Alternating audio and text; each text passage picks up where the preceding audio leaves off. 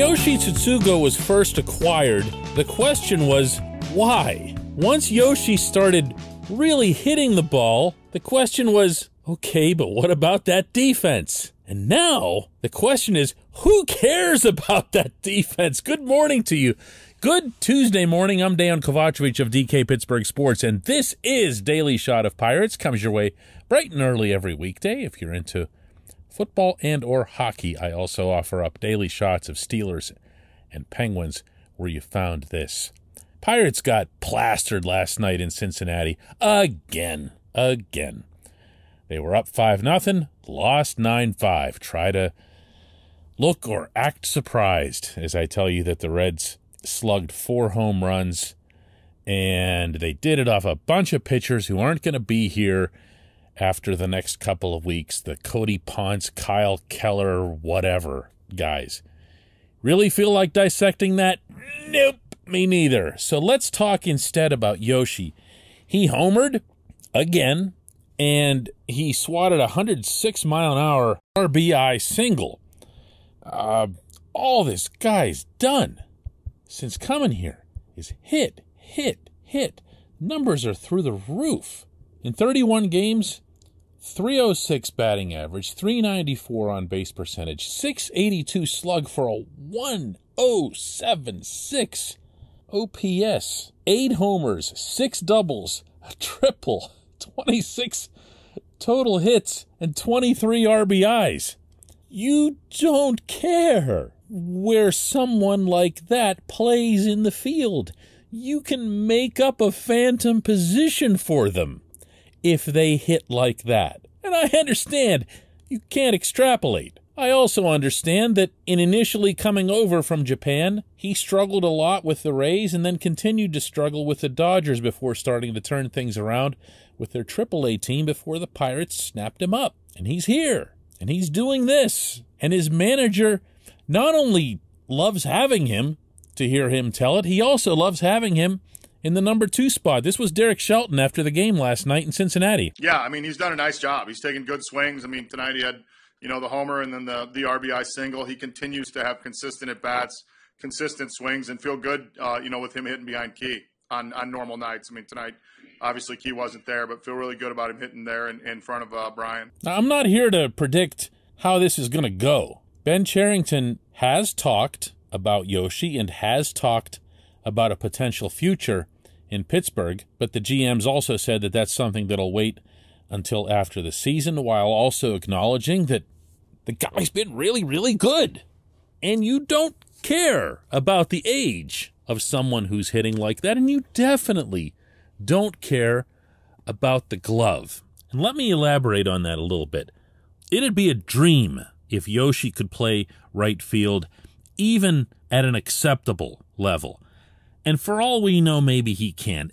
Watching him in that first week when he arrived, things were kind of tough. But what a lot of people don't know is that he'd spent almost all of his life in left.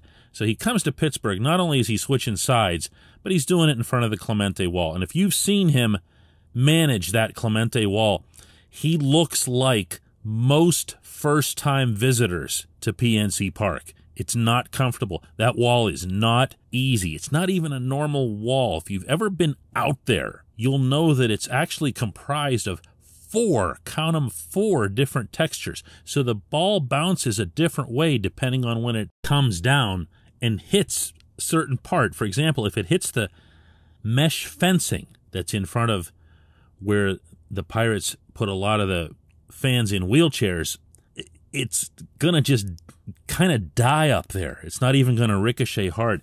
And you have to be out there a lot to learn that. Gregory Polanco actually got, not surprisingly, pretty good at playing that wall. Why? He was out there for 8 years. Yoshi's looked pretty clumsy by comparison. Chances are, though, you're not going to have someone like him in right field, presuming he's retained. You'd want him at first base. You've got Colin Moran's rights held through 2024. Do you really want to go that route? Do you really want to send Moran to the bench? I don't know. I mean, Moran's been a pretty good big league first baseman, too. I'm not talking just about his defense. I'm talking about his offense, his bat. He's a pretty productive player. And that would have caught a lot more people's eyes this year if he hadn't had 3 different, strange injuries over the course of the summer. But the bottom line is this: you don't care. You don't care where you put that player if you have that bat. Every deep dive analysis ever done about baseball, way back before advanced analytics or somebody else's version of advanced analytics, it had been known that the bat will play. That's the term that they use inside the game. The bat will play. If you can hit, they'll find a way to have you out there. What this guy's doing right now, best of all, from a certainty standpoint, meaning you'd want to be sure before getting into any kind of negotiation, is really a continuation of his career in Japan. Why did he struggle when he came over? The same reason a lot of Japanese hitters do when they first arrive. They're not used to seeing fastballs that are this heavy, and they're not used to seeing fastballs thrown this often. Japanese baseball remains one that's very, very much about off-speed pitching. There's still a lot of junk. There's still a lot of curves, a lot of sliders. You don't see a lot of fastballs. When you do, they're not all that fast because those arms aren't getting geared up the way they do here because velocity's not considered to be as important. So he comes here, he sees all this 96, 97, he flat out can't catch up to it. Well, guess what? He's always had bat speed, so it was just a matter of getting timing. Now he has that timing. Sure, the fastball will still give him some trouble, but if you don't think that everybody already had the scouting report on him and already knew to feed him relentless four-seamer after four-seamer, well, that's what they've done, and this has been his answer. Yes, if I'm the Pirates, if I'm Ben Cherington, I am definitely engaging in dialogue with this individual and his agent, who, by the way, for anyone who doesn't know, can be a free agent this winter. So this could get kind of complicated because if Yoshi gets other higher, better offers from other teams who are also watching all of this, everything I'm talking about here could be a waste of time unless he really, really likes it here. It's usually not a tiebreaker for most guys. We'll see. We'll see. It sure has been fun watching him, though, huh? When we come back, just one question.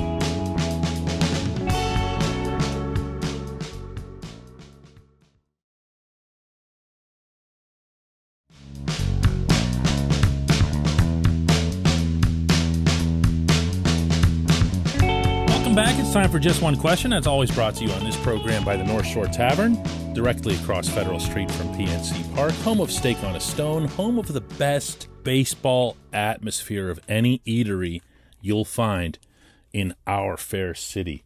And I don't even know that there's a close second. North Shore Tavern is covered with Pirates memorabilia, front to back, wall to wall, floor to ceiling, including some amazing stuff that spans the full 135-year history of the franchise. Great place to watch a ball game, especially when the Pirates are on the road, as they are now and all week long. Visit North Shore Tavern, right across Federal Street from PNC Park.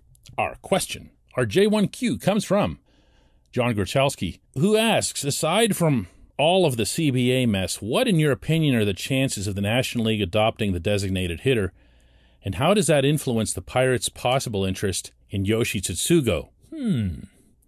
Well, let's start with the first thing. I hope the CBA thing is a complete mess. For anybody who doesn't know what CBA stands for, that's Collective Bargaining Agreement. I would love to see nothing more than the owners and the players at each other's throats, canceling one season, possibly a second season, with the owners having a firm goal of achieving a salary cap system that's either similar or identical to those of the NFL, the NHL, the NBA, and every other professional sports league in North America. There's no reason for baseball to be the outlier, none whatsoever. Now, in that prism, the DH is a really, really tiny thing. I mean, it's the smallest of small potatoes.